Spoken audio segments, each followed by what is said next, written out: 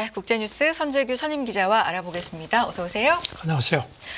이스라엘을 겨냥한 이란 보복이 이르면 현지 시간 월요일, 그러니까 5일 있을 것이다. 이런 얘기가 알려졌습니다.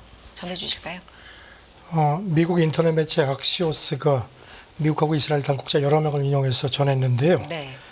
이란이 이스라엘 보복 공격을 할 거는 뭐 거의 확실한 것 같다는 관측이고요. 그리고 이르면은 현지 시간 월요일 날, 그러니까 우리 시간으로는 오늘 저녁이나 뭐 내일 새벽쯤 이루어질 수 있다. 물론 추측입니다. 이런 보고가 나옵니다. 네. 그리고 또 이란이 그 공격의 파괴력을 높이기 위해서 이번에 이제 이스라엘 때문에 헤즈볼라도 자기네 지도자가 죽었죠. 그래서 헤즈볼라하고 예멘 후티 반군 같은 이른바 자기네 대리 세력을 함께 공격하는 그런 카드도 지금 검토하는 것 같다. 이런 관측도 나왔습니다. 네. 이스라엘도 이렇게 공격이 예고가 됐기 때문에 경계 태세를 좀 갖추고 있겠습니다. 네. 네. 뭐 거의 지금 뭐 전지에 대비한 그런 여러 가지 훈련도 하고 주민들한테도 이런 사재기 음식하고 물 같은 거 준비하도록 그렇게 지시를 내린 걸로 되어 있고요. 네. 그다음에 미국도 중동의 해군 공군력을 증포한 걸로 그렇게 보도가 됐습니다. 그리고 또 미국 중부군 사령관, 이 사람은 이제 육군 대장인데 이 사람이 이제 중동 작전을 총괄하는데 현재 도착한 걸로 악시오스가 보도를 했습니다. 네. 바이든 대통령의 언급도 있었죠. 바이든 대통령이 현지 시간으로 지난 토요일 날 네. 델라웨어주에서 기자들한테 이란이 어떻게 좀 물러서겠습니까? 이렇게 물어보니까 그러기를 바라는데 솔직히 잘 모르겠다. 이렇게 얘기를 했습니다. 조금 전에 월스트리트저널이 소식통을 이용해서 보도를 한 걸 보니까 이란이 미국하고 뭐 중동국들이 좀 적정 수위로 보복을 하라고 이렇게 아마 요청을 한 모양인데 이란이 그렇게 못하겠다. 이렇게 뭐 버틴 걸로 그렇게 또 전해지기를 했습니다. 네. 이런 가운데 미국, 영국, 프랑스, 뭐 스페인 같은 나라들은 이란하고 레바논에 있는 자국민들한테 최대한 빨리 떠나라 이렇게 공고를 한 걸로 되어 있고요. 그 다음에 또 이란, 이스라엘, 레바논 여행 자제령도 지금 속속 내려지고 있는 걸로 보도가 됐습니다. G7 외무장관들이 오늘 새벽에 긴급 화상회의를 갖고 사태 진정 방안을 논의하고 또 이스라엘이 공격받을 경우에는 방어를 지원하겠다 뭐 이런 식으로 또 의견을 모은 걸로 미국 국무부가 발표를 했습니다. 알겠습니다. 지켜보겠습니다. 미국 대선 상황 얘기 몇 가지 해보겠습니다. 해리스 부통령이 일단 정식 후보가 된 상황이고요. 지금 TV 토론을 가지고 어디가 주관하냐를 가지고 좀 신경전을 벌이는 것 같아요. 원래 바이든하고 트럼프가 합의했던 거는 2차 토론을 9월 10일 갖기로 했습니다. 네. ABC 방송 주최로 갖기로 했는데 트럼프가 조금 좀 발을 뺍니다. 트럼프 얘기는 지금 바이든이 후보가 이제 물러났기 때문에 상황이 달라졌다. 그래서 9월 4일 날 그러니까 원래 9월 10일 날 하기로 했던 TV 토론은 취소된 거다. 그래서 9월 4일 폭스뉴스가 주관하는 토의를 하기로 그렇게 폭스뉴스하고 합의를 했다. 이렇게 발표를 했습니다. 그리고 네. 만약에 해리스가 동의하지 않으면은 그냥 타운홀 미팅식으로 강행하겠다고 얘기를 했습니다. 네. 폭스면은 아무래도 왜 이런 주장을 하는지 좀 알 것도 같은데요. 그렇죠. 네. 여기 대해서 해리스 X에 글을 올렸는데 트럼프가 언제 어디서든지 한판 붙자고 하더니 이제 와서 딴소리 한다. 그러면서 앞서 약속한 대로 9월 10일 거기 가겠다. 거기서 트럼프를 보기를 희망한다. 이렇게 얘기를 했습니다. 해리스 캠프에서도 트럼프가 겁먹고 말을 바꾼다. 그러면서 폭스뉴스에 매달리지 말고 정정당당하게 붙자. 이렇게 또 얘기를 했습니다. 네. 이렇게 되면 네. 이렇게 지금 서로 그러니까 자칫 대선 전에 트럼프하고 해리스 간의 TV 토론이 무산될 가능성도 있지 않느냐 하는 관측도 나옵니다. TV 토론이 만약의 경우지만 무산이 된다면 트럼프와 해리스의 토론은 못 보게 될 가능성도 있는 건가요? 근데 뭐 유권자들이 계속 압박을 할 텐데요. 네. 아직 시간도 있고 조금 더 추이를 지켜봐야 될 걸로 보입니다. 네. 알겠습니다. 최신 여론조사에서는 어떻게 나오고 있습니까? 지지율이? 오늘 새벽에 된 걸 보니까요. 미국 CBS 뉴스하고 유거브가 현지 시간으로 지난 금요일까지 나흘 동안 조사를 해서 그 결과를 공개를 했는데 전국 지지율에서 해리스가 50%, 트럼프가 49%. 물론 오차범위 아닙니다. 네. 그리고 대선 승패를 좌우할 그 7개 경합주 같은 경우는 전체 평균 지지율은 50%로 똑같이 나왔습니다. 다만 이제 주별로 조금 차이가 있는데 그래도 전부 오차범위 아닙니다. 여기 보면은 미시간, 펜실베이니아, 애리조나는 두 사람이 똑같이 되어 있고요. 해리스는 네바다에서 좀 앞섰고 트럼프는 위스콘신, 조지아, 노스캐롤라이나에서 조금 앞섰는데 역시 오차범위 아닙니다. 네. 바이든 대통령이 후보였을 때와 뭔가 비교할 수 있는 데이터가 있을까요? 일단 네. 민주당 지지층이 더 결집한 걸로 그렇게 나타났습니다. 지난달 18일 이제 같은 조사 때는 흑인 유권자의 58%만 확실하게 투표를 하겠다고 했었는데 이번 조사에서는 74%로 네. 많이 올라갔습니다. 그다음에 이제 바이든 후보였을 때 바이든을 찍겠다고 했던 흑인 유권자가 73%였는데 이번에 조사를 해보니까 해리스 찍겠다는 흑인 유권자가 81%. 확실히 성별 지지율은 확연히 엇갈립니다. 네. 남성은 해리스를 찍겠다는 비율이 45%, 트럼프는 54%. 그런데 여성은 똑같이 같은 비율로 반대입니다. 아, 지금 CBS는 해리스가 바이든에 비해서 바이든하고 비슷한 남성 지지율을 유지하면서 여성으로부터는 더 많이 지지를 받는 것 같다고 분석을 했습니다. 그리고 또 보니까 정당별 적극 투표층도 조금 달라졌습니다. 네. 지난 앞서 조사 때는 민주당이 81%였는데 85%가 투표하겠다고 했고요. 반면에 공화당은 90%에서 88%로 조금 떨어졌습니다. 그래서 이제 그 양쪽 그 적극 투표층 간의 격차가 좀 좁혀졌습니다. 다른 질문들도 있었나요? 그리고 이제 이게 이제 핵심인 것 같은데 네. 미국이 흑인 여성 대통령을 뽑을 준비가 됐다고 보느냐 이렇게 물어봤더니 68%가 그렇다. 아니다가 32%. 이건 조금 좀 주목이 됩니다. 그다음에 이제 대통령 그 직을 수행하는데 필요한 인지력을 갖췄느냐는 질문에 대해서는 64% 해리스를 긍정적으로 뽑고 트럼프는 51% 조금 빠졌습니다. 네. 그리고 해리스가 트럼프보다 더 활력 있고 집중력 있고 유능하다고 평가를 한 반면에 강인함이라든가 업무 추진력은 트럼프를 조금 더 점수를 준 걸로 되어 있습니다. 그렇군요. 해리스 쪽이 흑인 무슬림 단체 지지를 확보했다 이런 보도가 있었는데 이게 어떤 의미가 있는 겁니까? 바이든 때는 이 흑인 무슬림 그 단체 쪽에서는 지지를 하지 않았습니다. 그런데 네. 지금 이제 이 흑인 무슬림 쪽에서도 이제 해리스 지지를 하는 그런 움직임이 나타나기 시작했습니다. 그동안에 뭐 일부 흑인 무슬림 단체는 심지어는 바이든 찍지 마라 이렇게까지 이제 그 가자 지구 전쟁 뭐 이런 것 때문에 그랬는데 확실히 좀 달라졌습니다. 네.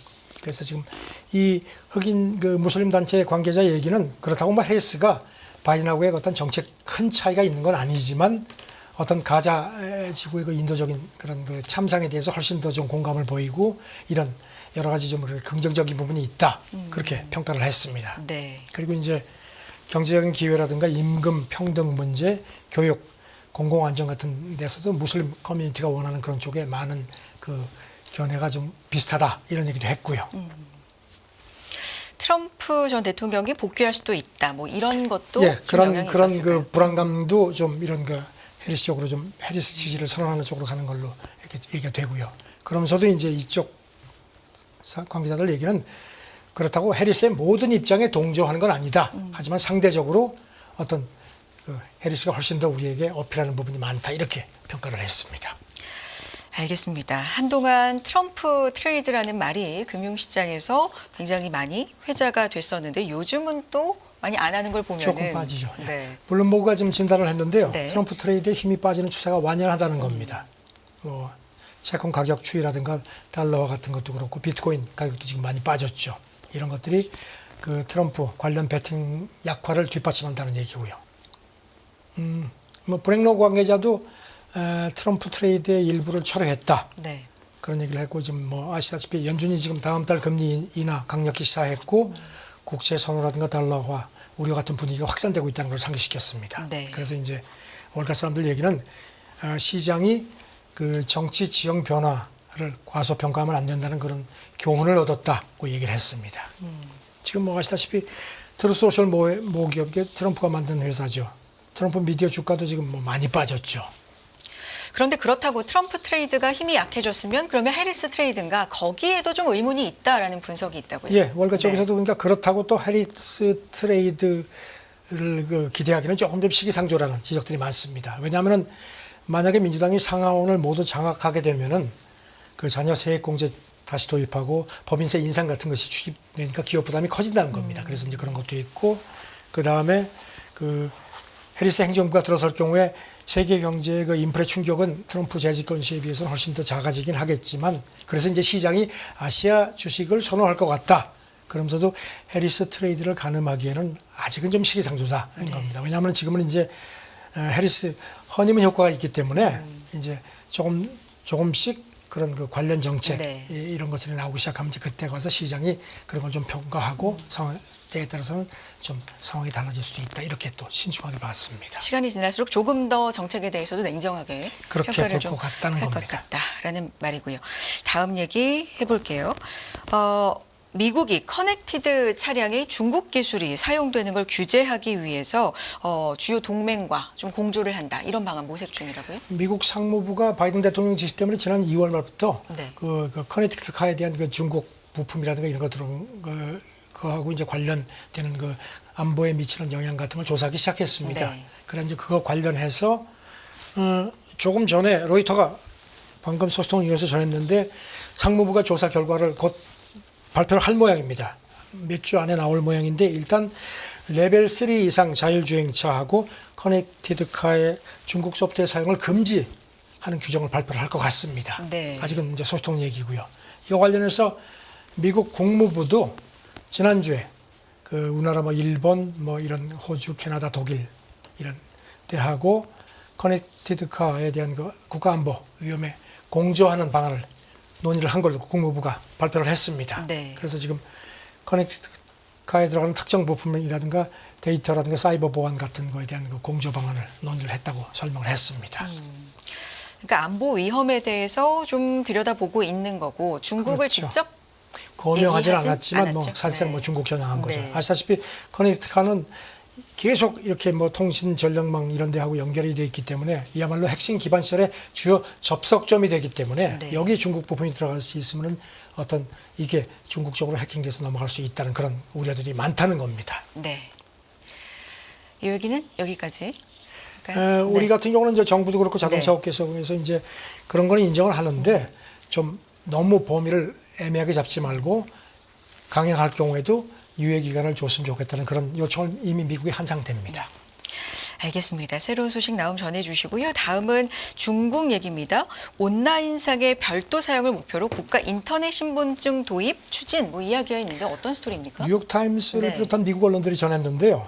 중국 공안부하고 인터넷 정보판공실이 지난달 말에 이른바 국가 인터넷 신분증 제도 도입을 이제 도입하기로 하고 오는 25일까지 이제 어떤 그 의견 수렴 과정을 지금 거치고 있다는 겁니다. 네.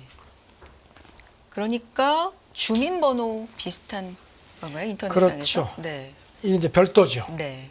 이제 이쪽 그 중국 당국 명분은 개인 정보가 노출되지 않도록 이거를 좀 더 이게 규제를 좀 감시를 강화한다는 건데 말은 그런데 이게 만약에 되면은 그야말로 중국이 인터넷 그러잖아도 계속 통제를 했는데 이거를 더욱 더 단일 체계로 통제할 수 있는 그런 기반이 된다는 그런 우려들이 많습니다. 네. 그래도 이걸 왜 시행하는지 뭔가 장점을 얘기를 했을 것 같은데. 그 뭐 당국 네. 쪽 얘기는 지금은 이제 플랫폼 사업자들이 이제 이렇게 개인 정보를 가지고 있고 자기들이 이제 멋대로 이걸 가지고 뭐 활용도 하고 하니까 이걸 이제 국가가 단합을 해서 이렇게 해서 표준화를 해서 뭐 단합 이제 하겠다는 건데 말씀드린 대로 이렇게 되면 훨씬 더 통제가 쉬워지는 거죠. 네. 그래서 지금 뭐 대학 교수들 이제 전부 같은 얘기를 합니다. 중국이 지금 모든 온라인 활동 같은 걸 가뜩이나 통제를 하고 있는데 이거를 더욱더 단일 시스템으로 통제를 강화하게 될 가능성이 크다. 그렇게 되면 사람들이 그 온라인상에 자기의 개인 견해 같은 걸 올리겠느냐 이런 네. 얘기를 했습니다. 알겠습니다. 세계 처음으로 AI 규제법 발효 전면 시행은 2년 뒤 유럽 얘기네요. 네, 네. 지난 2일자로 발효가 됐습니다. 세계에서 가장 처음 이제 된 거고요. 뭐 AI 규제법이라는 게 어떤 인간의 기본권 보호라든가 그다음에 이제 AI 개발의 신뢰성 같은 걸 이제 보장하기 위해서 설계가 돼서 이제 발효가 됐는데 네. 일단 유럽연합은 이 AI 기술을 활용할 때 발생하는 위험을 4가지, 그러니까 4단계로 나눠서 이제 적용을 하기 시작했습니다. 일단 의료, 교육, 선거, 핵심 인프라 같은 경우는 이제 가장 위험하니까 이제 고위험 등급이 되어 있고요. 여기에는 이제 반드시 사람이 AI 사용을 감독하도록 그렇게 돼 있습니다. 네. 그리고 이제 기본권 침해 가능성이 있는 AI 기술 활용을 원천적으로 금지시켰습니다. 알겠습니다. 그리고 마지막 또 뭐 사회적인 점수 평가라든가 이런 것도 네. 못하게 했고요. 지금 뭐 챗GPT 관련해서 뭐 범용 AI 같은 경우도 이제 단계적으로 이렇게 시행을 이제 규제를 해서 전면 시행은 2026년 8월부터 하기로 했습니다. 어기면은 전 세계 매출에 해당 기업 같은 경우는 최대 7%까지 과징금이 부과된 걸로 되어 있습니다. 알겠습니다. EU, 유럽연합 소식이었고요. 마지막 소식은 중국에서 청년들 사이에서 새해를 흉내내는 셀피, 사진이 유행이라고 하는데 이게 어떤 얘기입니까? 지금 뭐 젊은 층들이 사실 뭐 전반적으로 전 세계적으로 경기도 좋지 않고 어떤 네. 그 취업 기회 같은 것도 많이 줄고 해서 이건 뭐 중국뿐만 아니라 우리도 그렇고 뭐 전 세계가 다 젊은 층들이 정같지가 않죠. 그런데 지금 뉴욕 타임스 보도를 보니까 중국 청년들 사이에 네. 이런 어떤 자기들의 좌절감을 그 새 흉내를 내는 셀프 카메라를 이렇게 해가지고 이제 온라인에 올리는 게 유행이 되고 있다는 그 겁니다. 날아다니는 동물, 새라는 거죠. 네. 그래서 지금 뭐 상하이에 있는 어떤 대학생이 더위에 올렸는데 이게 뭔가 하면 이제 사진을 보면은 이렇게 큰 티셔츠를 입고 팔을 내놓지 않고 이렇게 밑으로 해가지고 이렇게 붙잡고 있으면은 꼭 새 모양으로 이런 걸 올려서 이제 사진을 올리고 새는 자유롭고 정처 없이 하늘을 날 수 있다. 그래서 그러면서 자유를 향한 모든 이의 본능적 욕망을 표현하고 싶다. 이렇게 얘기를 했습니다. 그 다음에 또 산성에 있는 어떤 대학생은 비슷한 사진을 올려놓고요. 죽어라고 공부를 했는데 기회도 없고 앞이 암울하다. 그래서 새처럼 좀 자유롭게 날고 싶다. 이런 것도 표현을 했습니다. 지금 전문가들 얘기는 중국 청년층들 사이에 이른바 탕핑, 가만히 누워서 아무것도 하지 않는다. 뭐 이런 풍조가 있는데 그런 풍조의 연장선상인 것 같다는 거고요. 그동안에 죽어라고 공부를 하면 어떤 기회가 있었는데 이제는 그런 것이 도저히 안 된다는 겁니다. 네. 그래서 이렇게 어떤 한탄이라는 거다 해서 지금 이런 중국 젊은 층 사이에 어떤 그 좌절감 같은 게 이런 식으로 표현이 된다. 이렇게 또 지적을 했습니다. 뭔가 뭐 획기적인 유행인가 했는데 그 숨은 뜻은 좀 씁쓸한 면이 씁쓸한 있었군요. 면이 있습니다. 네. 자, 여기까지 듣겠습니다. 워싱턴 이선재규 선임기자와 함께했습니다. 고맙습니다. 네, 감사합니다. 끝나지 않은 여정, 변화의 물결소. 우리의 질문은 계속될 것입니다. 거대한 역사로 읽는 인간의 욕망과 부의 흐름. 새로운 부의 미래를 알려드립니다. 자본주의의 적은 자본주의.